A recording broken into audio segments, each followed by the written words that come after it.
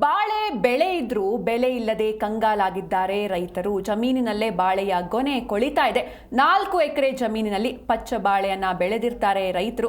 ಚಾಮರಾಜನಗರದ ಎಲ್ಲೆಮಾಳ ಗ್ರಾಮದ ರೈತ ಕುಮಾರಸ್ವಾಮಿ ಅವರು ಬೆಳೆದಿರುವಂತಹ ಪಚ್ಚ ಬಾಳೆ ಬೆಳೆ ಇದು. ನೀವು ಕೂಡ ದೃಶ್ಯದಲ್ಲಿ ಗಮನಿಸ್ತಾ ಇರಬಹುದು. ಆದರೆ ಈ ಒಂದು ಬಾಳೆಗೆ ಬೆಲೆ ಸರಿಯಾದಂತಹ ಬೆಂಬಲ ಬೆಲೆ ಇಲ್ಲದ ಕಾರಣ ಕಂಗಾಲಾಗಿದ್ದಾರೆ. ಜಮೀನಿನಲ್ಲೇ ಈ ಬಾಳೆಯ ಗೊನೆಗಳು ಕೊಳಿತಾ ಇರುವಂಥದ್ದು. ಇನ್ನು ಹಿಂದೆ ಒಂದು ಮಾತಿತ್ತು, ಬಾಳೆ ಬೆಳೆದವರ ಬಾಳು ಬಂಗಾರ ಅಂತ.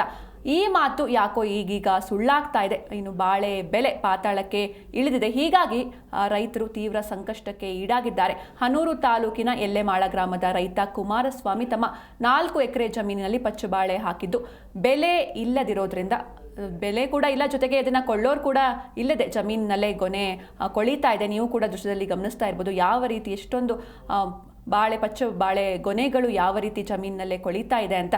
ಹೀಗಾಗಿದೆ ರೈತರ ಪರಿಸ್ಥಿತಿ.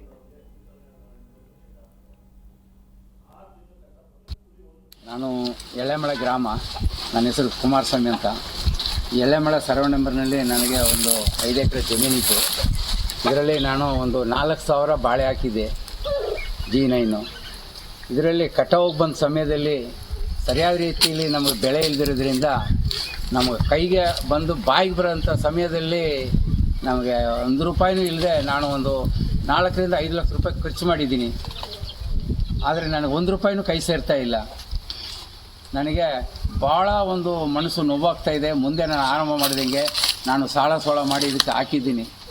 ಇದರಲ್ಲಿ ನನಗೆ 1 ರೂಪಾಯಿನೂ ಆದಿಕ ಇಲ್ಲದೆ ಇವತ್ತು ನಾನು ಇದನ್ನು ಲೊಟಾಟ ಹೊಡೆದು ಮಣ್ಣು ಮುಚ್ಚಬೇಕಾದಂಥ ಪರಿಸ್ಥಿತಿ ನನಗೆ ಬಂದ್ಬಿಟ್ಟಿದೆ. ನನಗೆ ಭಾಳ ಕಣ್ಣಲ್ಲಿ ನೀರು ಬರ್ತಾ ಇದೆ. ಇವತ್ತಿನ ಪರಿಸ್ಥಿತಿಯಲ್ಲಿ ನಾವು ಮಕ್ಕಳು ಓದಿಸೋದು ಹೆಂಗೆ, ನಾವು ಮಾಡೋದು ನಾವು ಖರ್ಚಿಗೆ ಅಂತ ಭಾಳ ನನಗೆ ಮನಸ್ಸು ನೋಯ್ತಾ ಇದೆ. ಈಗ ನಮಗೆ ಶುದ್ಧವಾದಂಥ ಬೆಳೆ ಇಲ್ಲ, ಆ ಬೆಳೆದಂಥ ಬೆಳೆಗೆ ಶುದ್ಧವಾದಂಥ ರೇಟ್ ಇಲ್ಲ. ಇದಕ್ಕೆ ಸರ್ಕಾರ ಗಮನ ಹರಿಸಬೇಕು. ಸಂಬಂಧಪಟ್ಟ ಜಿಲ್ಲಾಡಳಿತ, ಕೃಷಿ ಸಚಿವರು ಇದನ್ನು ಭಾಳ ಒಂದು ಗಮನದಲ್ಲಿ ಇಟ್ಕೊಂಡು ರೈತನ ಇವತ್ತು ಆತ್ಮಹತ್ಯೆ ಮಾಡ್ಕೊಳ್ಳೋ ಪರಿಸ್ಥಿತಿನಲ್ಲಿ ನಾವು ಇದ್ದೀವಿ. ಇವತ್ತು ಮುಂದೆ ನಾವು ಏನು ಮಾಡೋದಂತ ದಿಕ್ಕು ದಯ ತೋರಿಸದೆ ನಾವು ಅನಾಥರಾಗಿ ನಿಂತಿದ್ದೀವಿ. ಇದನ್ನು ಒಂದು ನಿಗದಿ ಬೆಳೆ ಮಾಡಿ ಲಾಸ್ ಆಗದಿರೋ ಮಟ್ಟಿಗೆ ನನ್ನಂಥ ರೈತನಿಗೆ ಎಲ್ರಿಗೂ ಒಂದು ಸಹಕಾರ ಕೊಡಬೇಕಂತ ಈ ಸರ್ಕಾರವನ್ನು ಮನವಿ ಮಾಡ್ತೀನಿ ನಾನು. ಈಗ